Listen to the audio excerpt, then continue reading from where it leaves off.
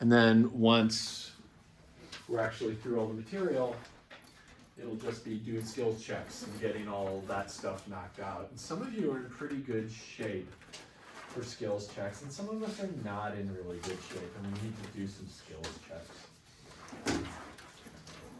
So,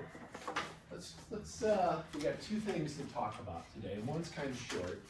There's two MyOpen math, the two final MyOpen maths that I'll give you for credit. I don't want to assign anything. There might be one more, just so you have practice. But there are two MyOpen maths, and one is on what are called alternating series, and that's what we're going to start with today. And then the other one is what's called power series, which we're going to talk about today. But this alternating series stuff, this is like the easiest of all the series stuff. I think you're gonna like it. It's pretty chill. So let's start there. Alternating series. So if I've got, let's just start off with an old friend. What is that series called? It's got a special name. It's got a couple names. We could call it a variety of things.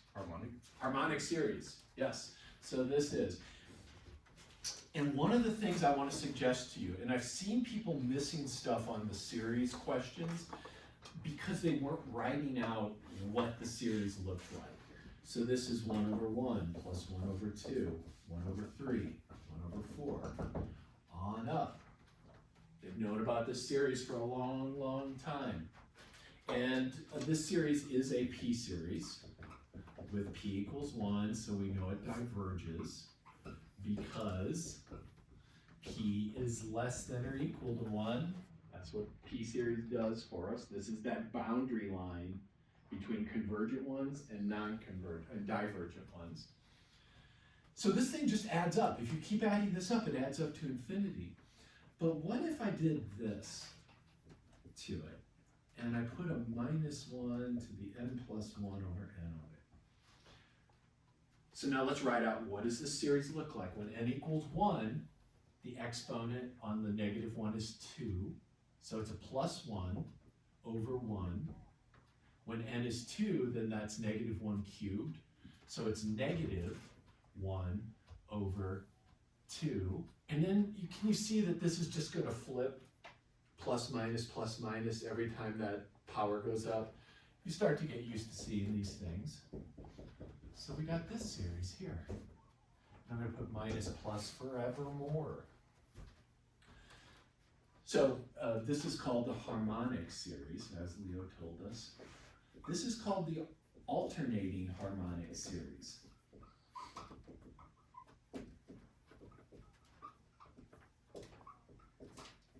And so today's all about studying these very special series that every other term is a negative and every other term is a positive.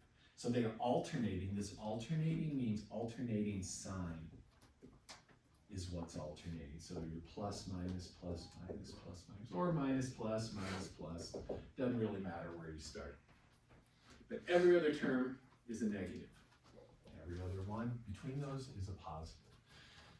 So this series, does this converge? We know this one didn't. I don't know if you remember the argument I gave.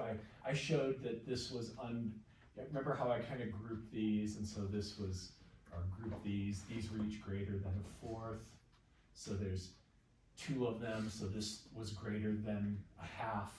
And then this next one, you grouped the next 4 and they were greater than a half. And so this thing just kept piling up. It's hard to see. Does this thing amount to anything? So before we get there, let's talk about the test we're going to use. So this is called the alternating series test, AST.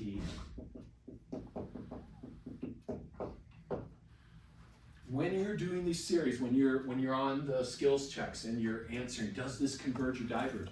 You want to be referencing tests, limit comparison test, ratio test. What am I doing? Tell me, the reader, what am I doing here?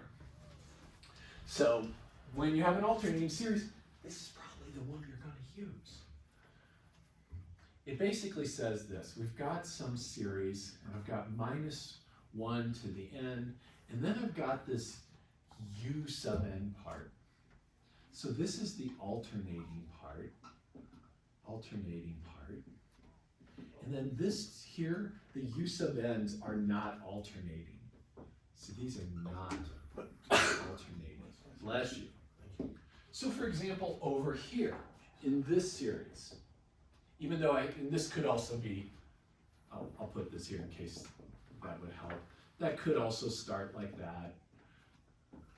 Doesn't matter. It doesn't matter if you start on a negative or a positive, is what I'm saying. But here, this thing looks like this. It's minus 1 to the n plus 1. It goes from 1 to infinity, 1 over n. So this here, this 1 over n is the u sub n part. It's the part without the minus 1 to the n on it. Just take off the alternation. In other words, take the absolute value of the terms. That's what the u sub n is. So you need to be able to take the non-alternating part and at least pull that out. So this series converges if we've got three things.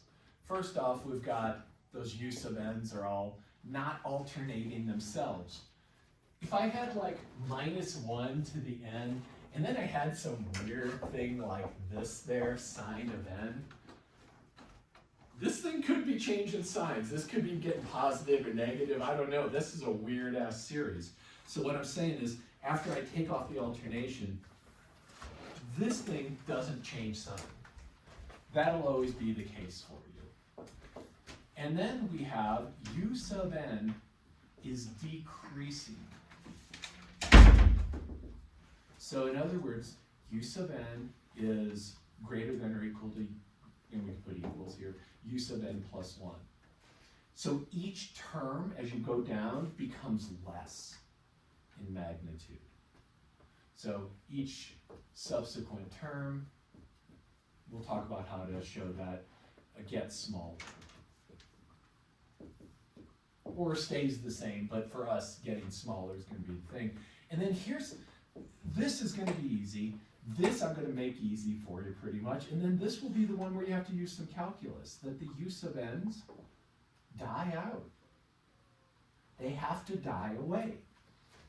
If they don't die away, we have that alternating, the divergence test. If your terms don't die out, you don't converge. So we have to have that. But if these three things are met, the series converges. You don't have to compare it to anybody. You don't have to do a ratio, nothing like that. You're just like, hey, this thing is an alternating series. I'm going to use the AST. So let's look at the alternating harmonic.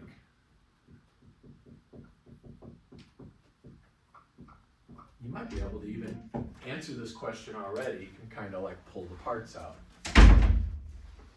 So here, one is, I'm going to go, okay, what's the non-alternating part? So non-alternating term. And here, that's just 1 over n. I just pull off the alternation. Is that all making sense? Like how I'm getting that? Yeah? Just slap absolute values on if you want to think of it that way. And this thing is always greater than or equal to 0 when n is bigger than or equal to 1 for sure. So we're good to go. This will be like, you'll just write this down and it'll be true. And as long as you don't put the minus 1 in there, you're going to be doing A-okay. So is u sub n viewed as a sequence decreasing? So let's look at the terms. We've got 1 over 1, 1 over 2, 1 over 3, 1 over 4. Are those getting less? Are they decreasing? Is the next term less than the previous term? We can kind of see that here, right? Because we know that, I mean, we don't know fractions great, but we probably know that a quarter is less than a third. And if you don't, I want to make some deals with you on some things. We're going to split some things if you don't know that. And then I'm going to come out way ahead. So these are decreasing, but how do you show that? So how to show, I'm going to show you a couple ways to do this, that u sub n is greater than or equal to u sub n plus 1. This is the current term, this is the next term. So for us, we have u sub n is 1 over n. And this guy over here is equal to 1 over n plus 1. Could somebody give us a convincing argument why that is true? Why is that true? There's a lot of ways to argue this, but intuition would be okay too. What do we think? Sophia, you got a sense? Like the 1 over n is greater than 1 over n plus 1. Yeah, why is that? Yeah. We're just increasing the denominator. Perfect, yeah. The denominator got bigger, right? The top stayed the same, the denominator got bigger, so the fraction went down. And we've kind of used this thinking about limits, right? The top is fixed, the bottom's blowing up, it's shrinking. So that's a great argument. So we could put this here because 1 over n plus 1 has a larger denominator. That's a great reason. Let me show you another way to show this. So just what Sophia said there. Or I could show you this. Certainly this and this compare like that. Who wouldn't argue, right? There's one more on the right. So we know that 1 plus something is bigger than the something. Cool. I'm going to flip the side, so take the reciprocal. And this is a thing that is just good to know in general. When you take the reciprocal of two things, you change the inequality. So if you flip an inequality, if I know that this is less than this, and I flip both of these, it flips the inequality. So in other words, 10 is bigger than 2, and 1/10 is less than 1/2. So they're kind of like things you know already, but maybe haven't thought of much at all. And then there's one more way I could show you this. So let's let f at n equal 1 over n. We're going to do some calculus. I'm going to show that's a decreasing function. How do I show this is decreasing as n gets bigger with calculus?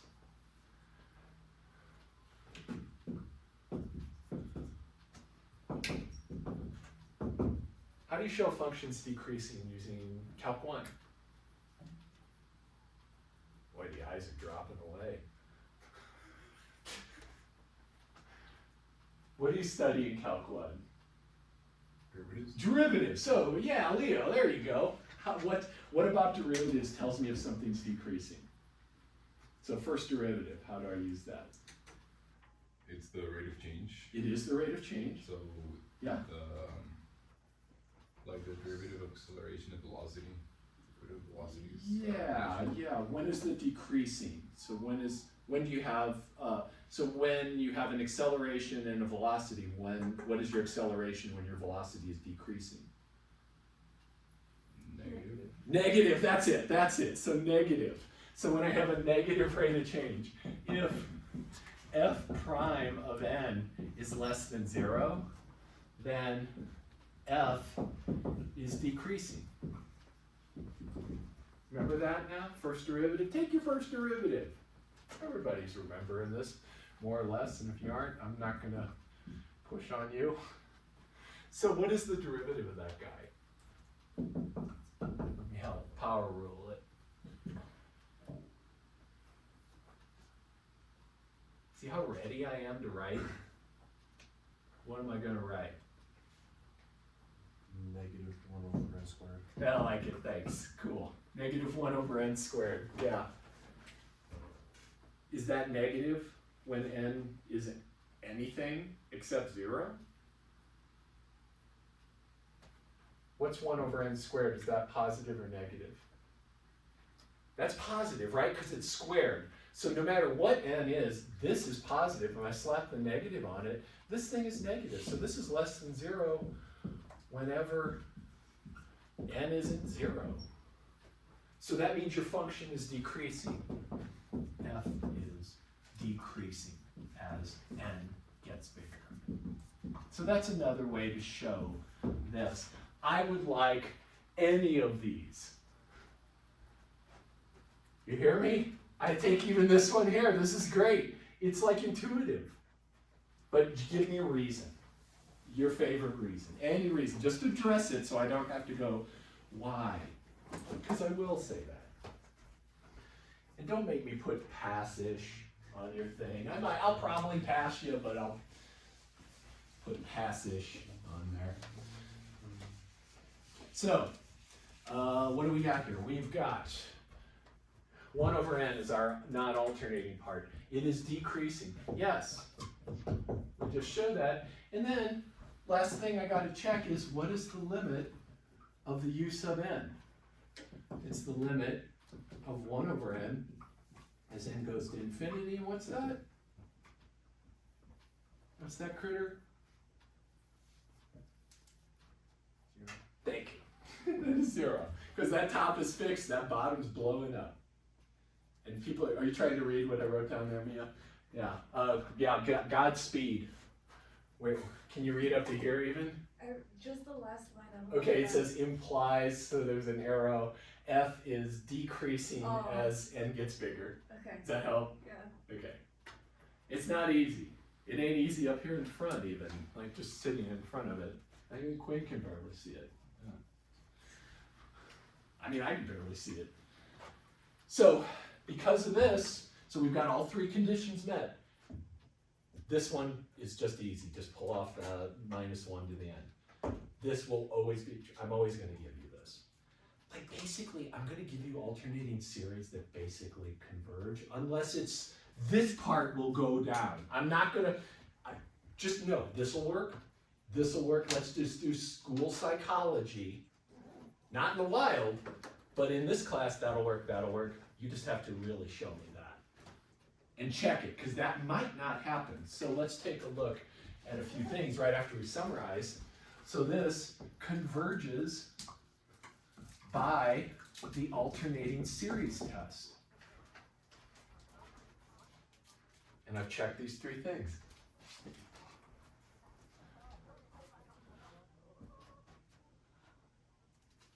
Cool. Okay. What about one other thing? Oh, so once we, after addressing if an alternating series converges,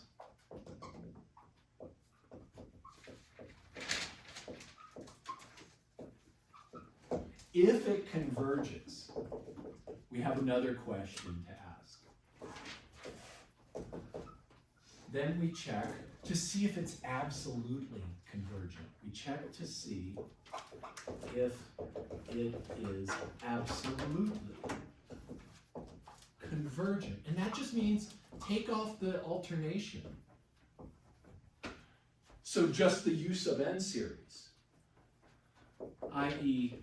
does, and let's write it out here a couple ways. You got your -1 doing stuff, u sub n, slap on absolute values.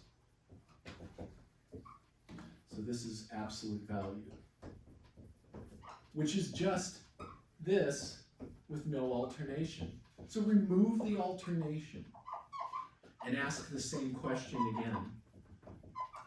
Does the series converge? And it may or may not. So let's look at this one, this very specific one that we have over here. You're only going to do this if the original series converges, because if this first one diverges, it's going to get worse if you're not subtracting. It's just going to pile up faster. So, is the alternating harmonic series, I'll write it like that, absolutely convergent? And you tell me, is it? Is that serious? Take a minute. I know there's a lot pulling together.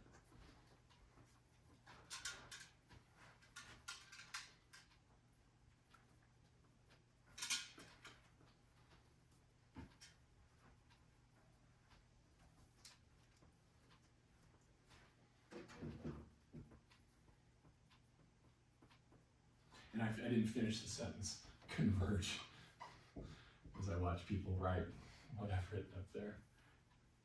Question. So what do we think? Is the alternating harmonic series absolutely convergent? What do you think, Neil? That's right. I can see you. You're not eclipsed. Things have aligned. What do you think? So let's look at it together. So the absolute value of this, the absolute version, is this. Does that converge? It doesn't. Why? You're right. It just doesn't. Okay, what is the name for that series? Oh, it's like harmonic. That's the harmonic. What kind of a P? What's the P for the P series? Or what? There you go. I knew you could do it. I know you were doubting yourself in a minute. But this diverges because it's a P series with P equals 1, which is less than or equal to 1, or it's just the harmonic series, and that always, the harmonic series diverges.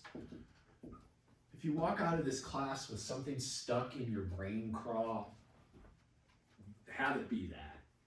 Harmonic series diverges. You could just say that to someone and they'll be like, what are you talking about? And you're like, Adam, you need calc, man. And then you just walk away. So this series, so if not, if the absolute version, so if the original converges, but the absolute version does not, but absolute version diverges, the series is conditionally convergent. So the original series is conditionally convergent.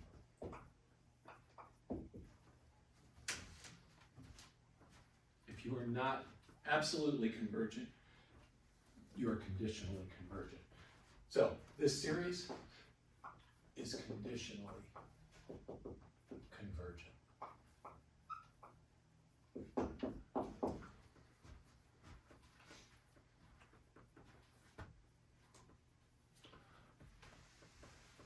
Now there's some wild stuff that can happen with a conditionally convergent series.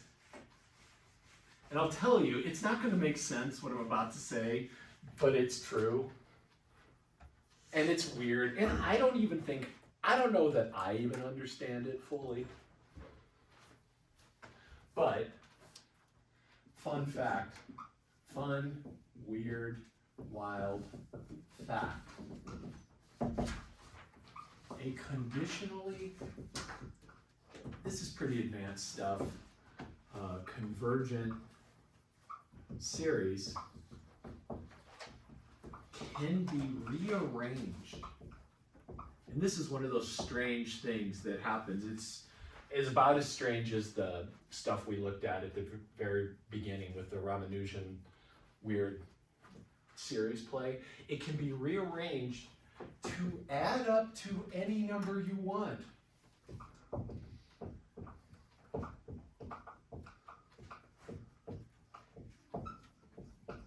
And that's weird. That's crazy. So what I'm saying is, you tell me, I've got this weird series.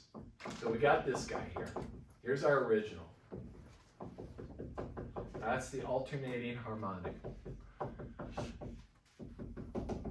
Keeps on going. In fact, I'll tell you, this thing actually does add up to a nice number.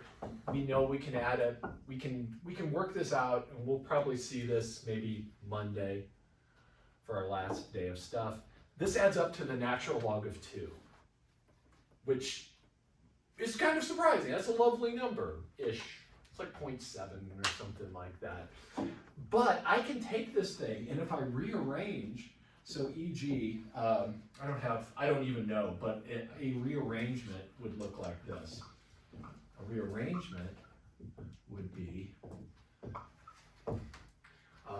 maybe like minus 1/2 minus 1/4 plus 1 plus 1/3 minus 1/6 minus 1/8 plus Then the next odd term is 1/5 plus 1/7 minus blah, blah, blah. So notice how I'm kind of flipping some terms? That'll add up to something different, which is crazy. And I don't know what that thing is, but I do know this. You tell me what number you want it to add up to. So I asked Axel, and Axel's like, of course I want it to add up to e to the pi. Right? That's what you always say. Yeah. Who's keeping his tent mates up, just talking about this shit. I can find a way to rearrange that series in some rearrangement, which is crazy. It's pretty wild. So these things are like on the cusp of not converging. They're just like, boy, if things were a little worse off for me, I wouldn't add up at all. You pick your favorite number, you can add it up. So before we go on and look at some more, I want to talk about one other aspect of these guys, because they're one of the series we can do something special with. Let's think about how these series actually work.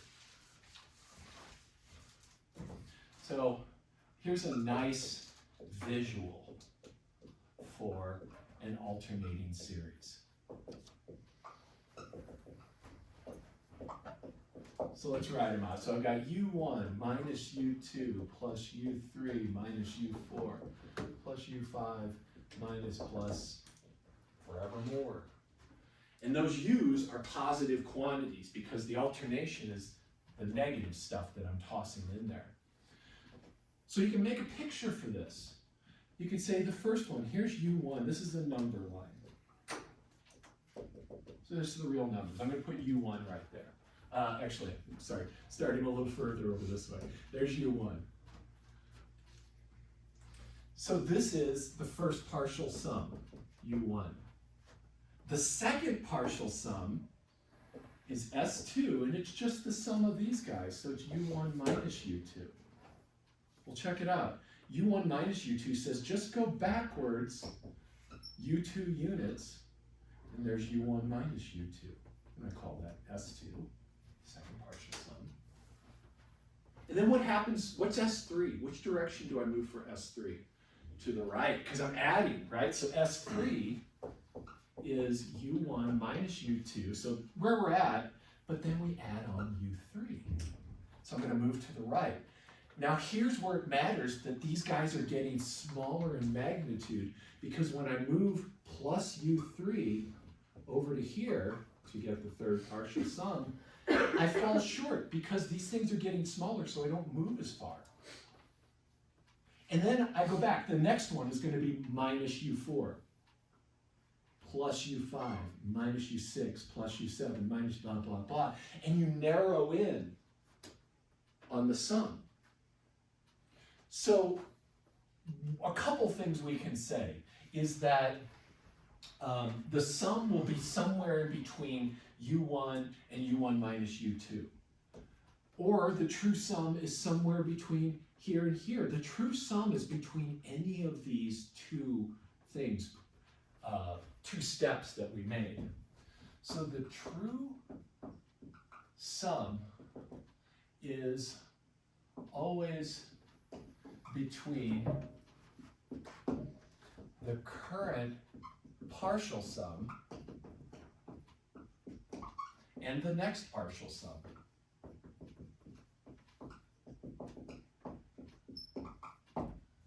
So in other words, the truth is always between S sub n and S sub n minus 1. And these might actually change it, or plus 1. It depends on which one becomes less or more. But it's always between 2. So let me write one more guy out here. U6 plus U7. Let's look at this guy here. This is the 7th partial sum. I want to get an estimate on how close that is to the truth. So I've taken the first 7 things, I did this on my calculator or Excel, and I got that value. How close is that to the truth? Well, think about how we got there.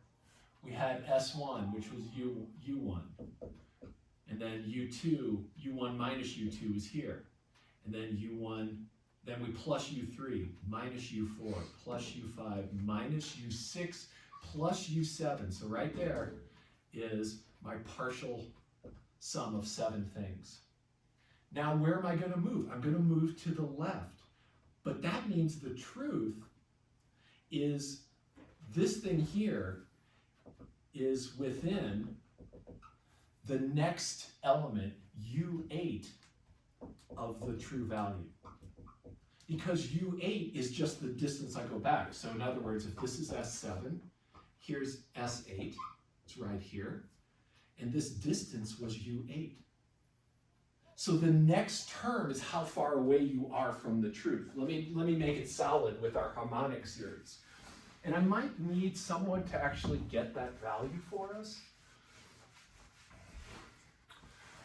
But let's answer this. So example, how close is 1 minus 1/2 plus 1/3 minus 1/4 plus 6 plus 1/7. Let's go out a little further. Plus 1/9 minus 1/10.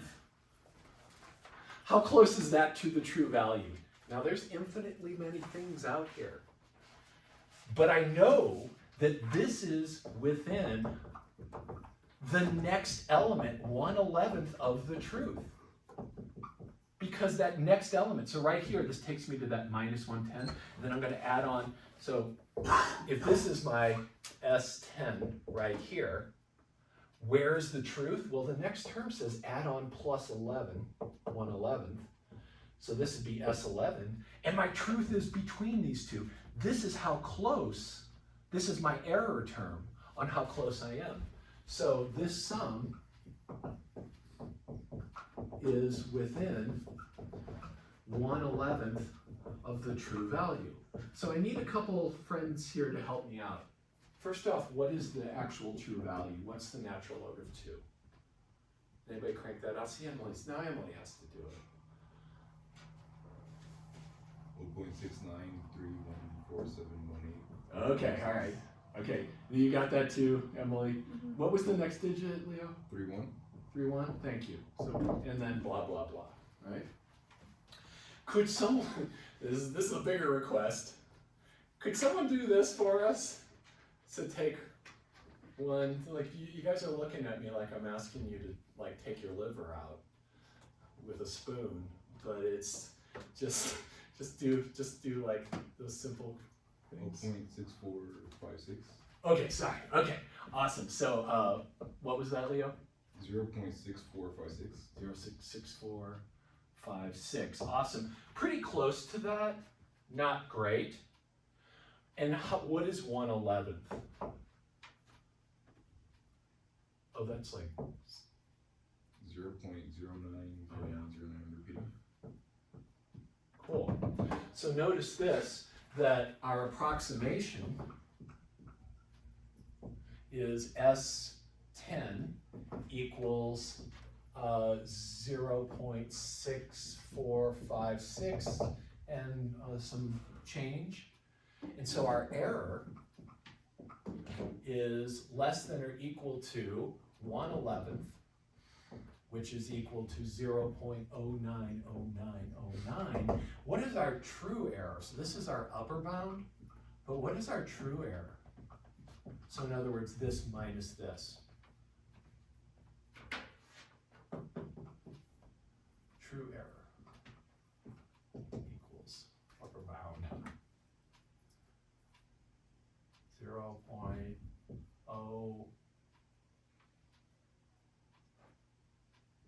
0475.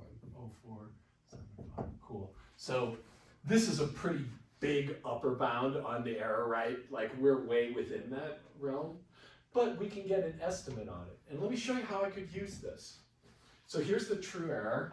If we went out further, we would get a better estimate. Here's how we can figure out how to make that estimate. How many terms do I need to be within the certain designated precision? So to find the number of terms required to meet a level of precision, required to estimate to within E of the truth, true value. If you had infinitely many terms, use nth partial sum minus the true value is less than or equal to the next term. U sub n plus 1. So how do I use this here? Example. How many terms in the alternating harmonic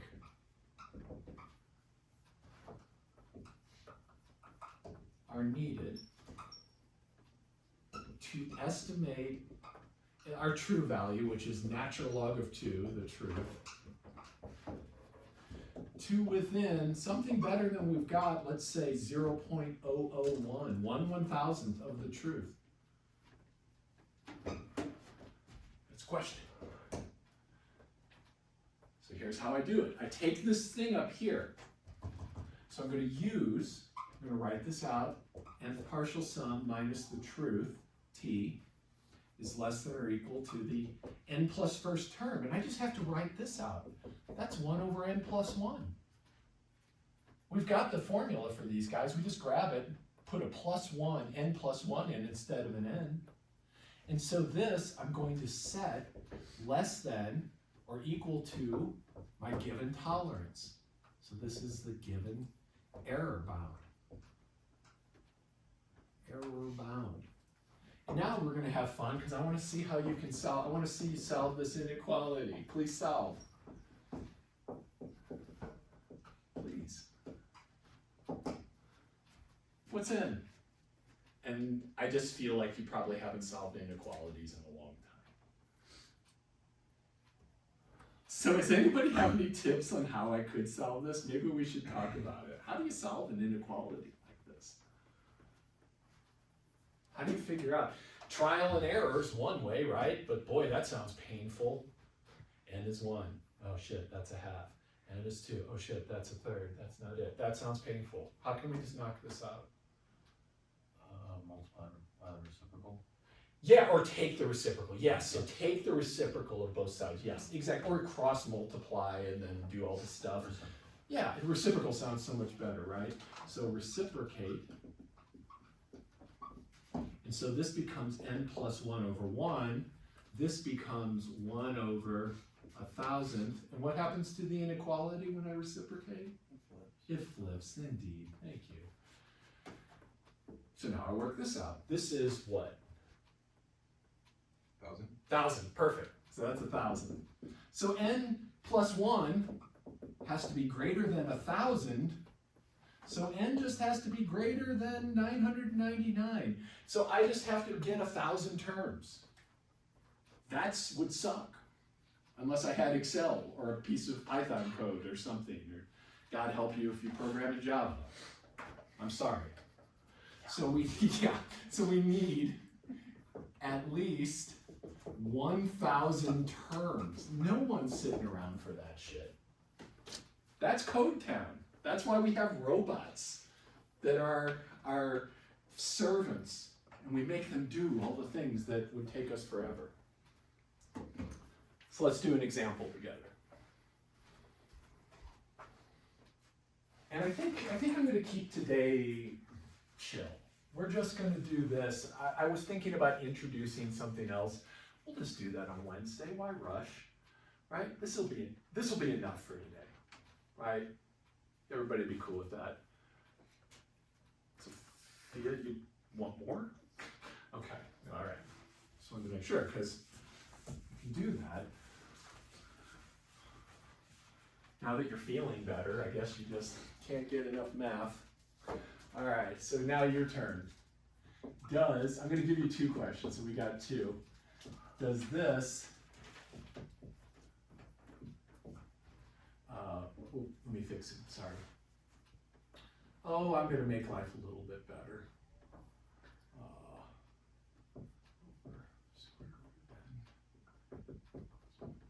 shit. Even more, sorry, I'm sorry. Make it n cubed. All right, there we go, I'll stop now. That's better. Okay. Does this converge? And so I want you to first answer that. Hint, hint, the AST, if you have been somewhere else for the past, 40 minutes or so. Converge.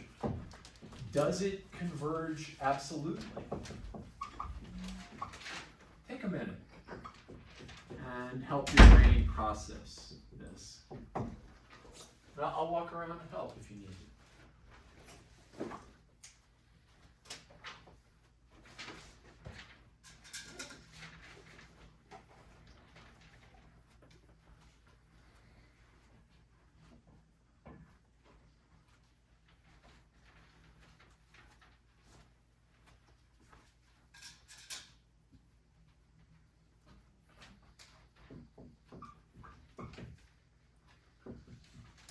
Sure you're on the right boat, you need to get the non-alternating part, right? That's just 1 over n cubed.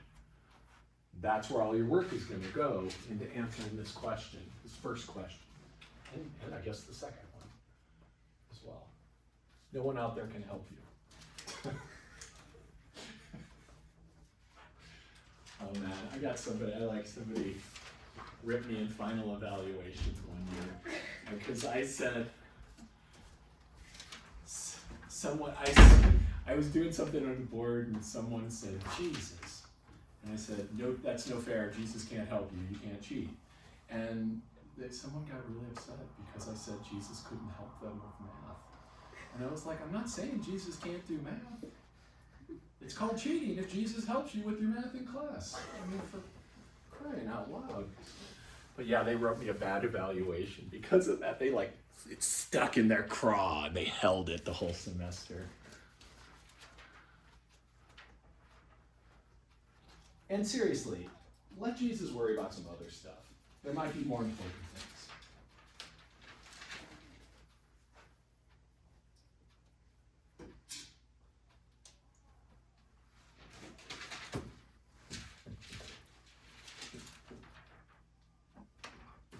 I'm going to put the questions up just to kind of help you remember.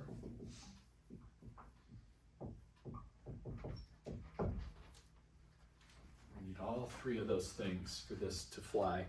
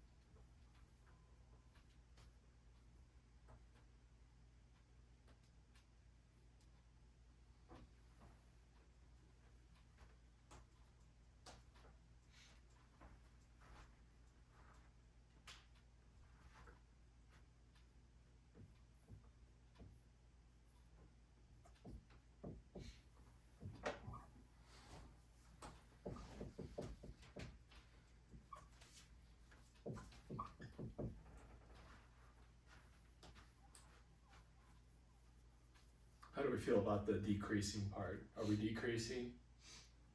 What arguments did y'all use? Did we use Sophia's axiom? Yeah, I mean, it's a good way to do it, right? Bottom gets bigger, whole thing gets smaller. Did anybody do it a different way? Anybody use count?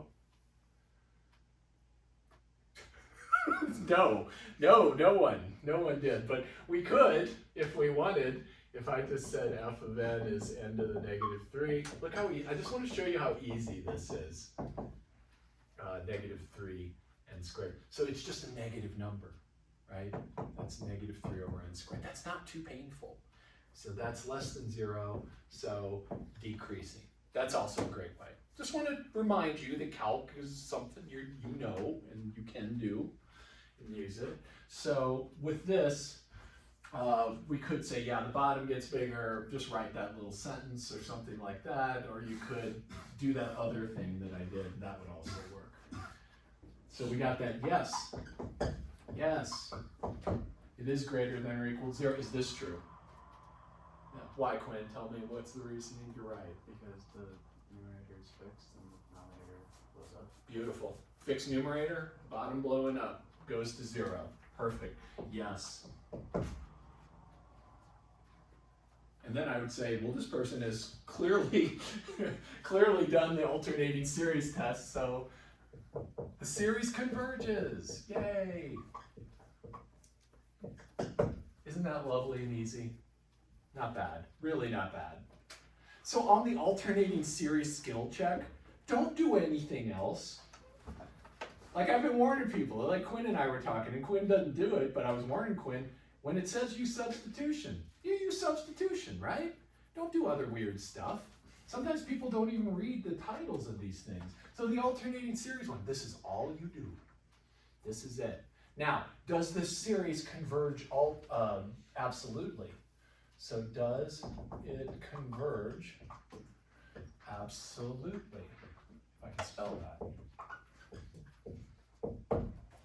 And if you haven't answered that, take a minute to ponder that.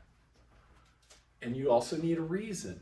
And this falls back onto everything that's come before this.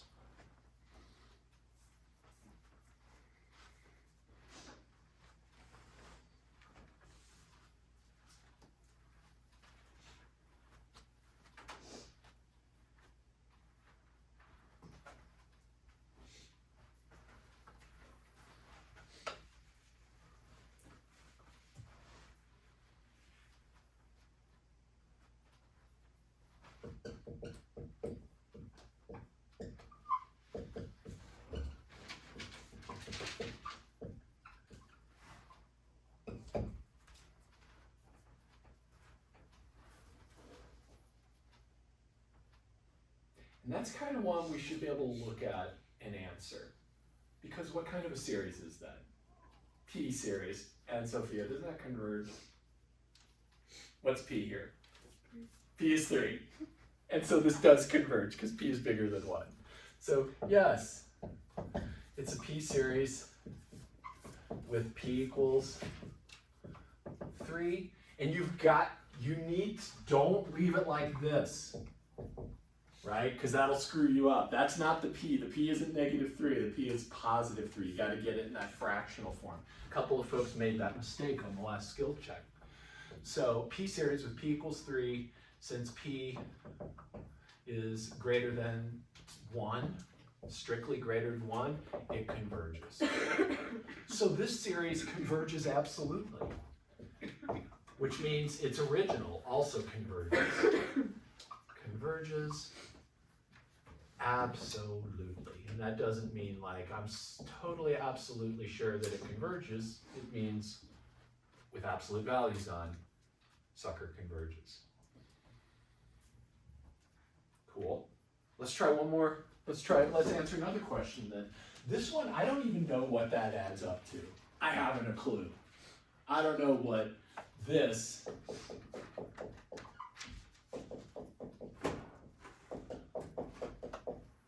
adds up to, but we can figure out an estimate, and we're going to. So, first off, we're going to answer the question, how many terms do I need to get an answer to within, well, actually, whoa, I got a little spazzy here. Forgot my alternation. Oops. So now I've got the alternation on here, I think. Oh no, it's the other way, isn't it? Yep, because it starts off with a negative. Cool. So if I asked you, how close is this to the true value? Could you answer that question? So this is S6, the sixth partial sum. How close is S6 to the true value? We know this thing adds up to something because it converges. How do we discern this? What is the thing I look at? What am I looking for? Remember how this was back, forward, back, forward, back, forward, back, forward, back, forward. What am I looking for? I'm trying to be hinty here. my little boxes. So S7 minus the true val is less than or equal to what? Whatever that equals. Or sorry, 16. What is what equal? Sorry. I'm saying like the, what S6 is, am I right? Yes, so that's this, yes, Yeah. yes. But we don't know the true value, that's the I problem. don't know, but don't we solve for it? Like add all that up? We will, we will, but I need to know the bound is how close it is to the truth. Because this will be an approximation, right? Because there's still a bunch of stuff. What is the bound here? Does anybody remember? 1 over n plus 1 cubed? Yeah, 1 over the next term. It's less than or equal to the next term. So just put the next term here without the minus. Does that make sense? So in other words, it's going to be 1 over 7 cubed, just like Quinn said. Yeah. Quinn used n equals 6 and did the very nice formula, but this is what you were talking about. You see what I'm getting there? And then what is 1 over 7 cubed? I got a calculator. I got no idea what this is. 1 over, I don't know, 243? What's 7 cubed? Don't make me do it. Let's see if you can beat me to it. So I think 7 cubed is 243, but I might do. 343. It's 343. So I would have been terrible. See, thank you. So it's 1 over 343, and what is that in decimals, Sophia? 0.002915. Okay, cool. So we'll just kind of say it like that. So that's pretty close. That one's like a lot closer with just 7 terms. That cube down there really makes this thing converge faster than that alternating harmonic that we saw. So this is really good. So let's actually, what is S6? Because that's a pretty good estimate to the truth. Yes, Quinn, sorry. So you're saying 1 over 7 cubed is the next term, right? Yes, Okay. yes. Is anybody actually, can we do this? This one's a little more painful. Don't make me do it. I'll start writing it out and pretend like that means something. And it might help you actually type it in. 36 and 6 is 216. So that's the thing I need to get. Do you know me? No.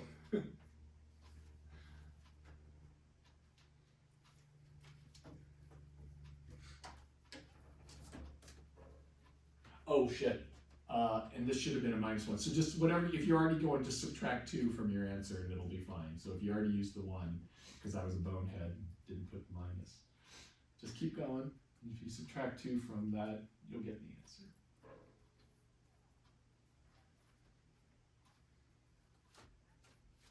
We need your actuarial skills. I bet you could use like keypad entry. Are you like really fast with that? Negative 0.8997. Boy, that's damn close to 0.9, negative 0.9. Okay, yeah, how about we just say 0.9 because that all rounds up to about that. And then we'll slap on a few zeros to show we rounded from back there. Anybody else get that? All right, thank you, beautiful. So that's the true value or that's not the true value, but the true value is just a tweak on this last decimal place. We know that these are correct. Look at your error term. Those first 2 places, the tenths and the hundredths, have zeros in them. So that means that the true value is this plus or minus that number. It's somewhere between those 2. And so these are perfectly right. We're solid on 0.9, negative 0.9. And then I have one more question to ask you. Well, let me just make sure, is this making sense? Because you definitely will be doing this in my open math, 100%. Emily, you feel okay on this? Yeah? Axel, how are you feeling? Right. Have to do it a few times, Quinn. So if the sum of the terms is greater than the next term, then you're good. Wait, say that again. So like S sub 6 you said was 0.9, right? Yes. Since 0.9 is so much bigger than 0.0029, we can just leave it. So here, actually, let me clarify what I was saying, because I think maybe there's something in there about what you're saying that sounds right, but the true value, if I had infinite information, is less than or equal to this plus this error, let's call this E here, and it's greater than or equal to negative 0.90 minus that error. So this kind of tells me how close this is if I had the rest of the infinite information. Does that answer your question a little bit better? Yeah. Cool. So that's pretty good. Let's do one last thing. How many terms would I need? So the next question is, let me get an eraser. Actually found it. Last question, then we'll call it a day. And I appreciate you all being here. Good job. Thanks for being in class. Thanks for being present. So last question is, how many terms are needed to ensure that S sub n, how many terms, that's an n that we're looking for, minus the true value is less than or equal to 0.0001. So what if I wanted to get 4 solid decimal places of accuracy and know that those were right? What number of terms do I need? And so here's what you need to remember. It's pretty much this thing just flipped around a little bit. Is less than or equal to the n plus first term. So you have to put use of n plus 1 here. So you're going to find that, which is this guy, n plus 1 over n plus 1 cubed, and you're going to set that less than or equal to your desired error. So we're going to take this, and we're going to set this less than or equal to 0.12341, and solve. So please do that. Solve for n. You'll have to take a cube root, do some reciprocation. I'm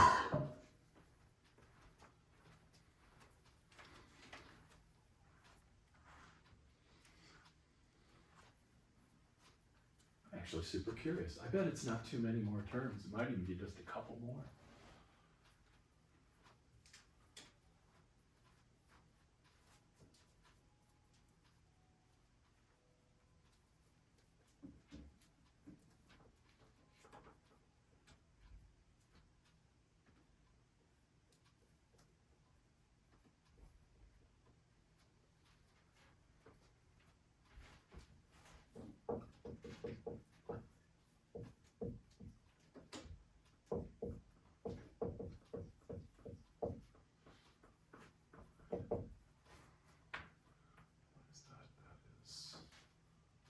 Is that like 100? Is that 100,000? Yeah. Yeah, thank you. 100,000. So I need that bigger than 100,000.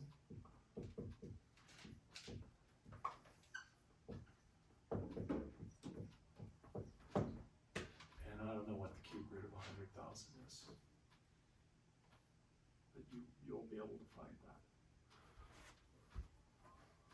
Do you have it already, Quinn? Oh, okay. Fair enough. No, yeah, it's all good.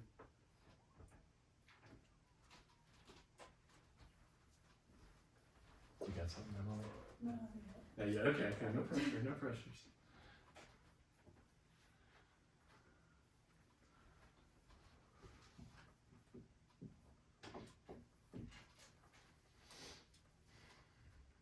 Can anybody got a cube root? Mia looks like she might have it. Sophia has it? Did you get cube root of 100,000? Yeah, what you got, friend? 46, 442. 36. 46. Oh, 46. Point? 42, I just. Or just like, wait, like that? A .42. Oh, really? Oh, wow. Huh, wow, damn, that's small. It's still actually freaking big. It's a lot of terms. So n, I guess, goes subtract 1, n has to be greater than or equal to 45.42. Well, I guess I was way off on how many terms we need, because that's a shitload, and that's like, no one in their right mind wants to do that. Back in the day when, you know, you're like Newton and that's what you did all day, sure, Newton could do that. So here we would say n has to be greater than or equal to, it needs to be a whole number, so 46. We'll just round up to the next whole number. 46 terms, damn, that's a lot. So this requires 46 terms. Boo. No thanks, not doing it. I mean, it's cool, but like, you know, no. Sometimes it's like, learn to say no in your life. This is the hardest thing to do when you go into the professional setting. It's hard to say it here in school. There's like, here's your final project. No, I'm not doing it. You get kind of screwed. But like when you can, say no. That's what the best part about becoming a full professor was. That's when I got tenure. I was like, no, I won't do more. Yes, Quinn. So to find the amount of times needed, you can take the reciprocal of n and the decimal provided and you solve for n. Yeah, essentially. Yeah, definitely. Yeah, and check out some of the myopen maths. They'll let you know if you're doing it right. And I'll give you all some more practice skill checks like I did last time, so you know what to expect. And that's all for today. So it's enough. It's enough for today. So there's 2 myopen maths opened up. If you wouldn't mind, just hold off on the power series one. Just do the alternating series one, because I know you're going to run home and like get on it immediately. So when you do that, just the alternating series, Mia. Do not do the other one. And what happened to that cap? Didn't the cap fly off somewhere? Yeah, who knows? Well, anyway, that's all I got for you today. Oh, is it really? Nice eye. Thank you. It's like really over there. All right. Where? Right there. Like by the wheel. The back. Oh, I see the cam you gotta get on. How can you see that? Thank you. That's good stuff. Oh, coming through. Sorry. No, you're all good. All good.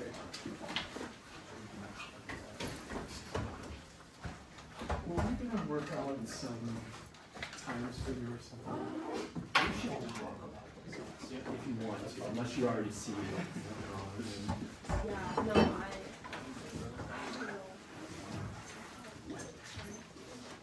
Wait, like so we switch it. Yeah, just like whenever. Yeah, those, if you want to like, if you want to talk about those last 3 that I just got back today. I feel like, you probably felt that way too. You're like, I'm just gonna